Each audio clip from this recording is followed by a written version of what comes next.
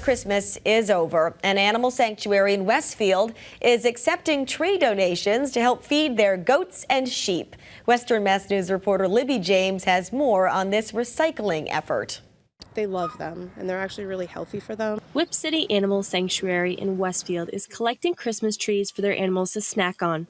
The owner of the sanctuary, Robin Plord, tells Western Mass News about the health benefits that pine trees offer. They have antioxidants, and the sap actually provides a dewormer, a natural dewormer for them. With 12 goats and 2 sheep, they can usually munch through 1 tree a day. They eat them right down to the bark. And while they appreciate the donations, Plord is asking for farm trees only. We don't want box store trees because they're sprayed with chemicals. She tells us those chemicals are used to prevent the pine needles from falling off, but make the animals sick if ingested.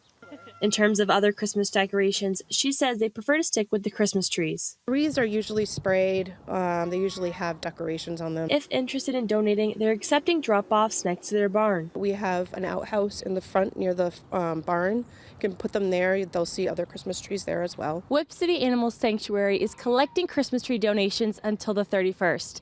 In Westfield, Libby James for Western Mass News.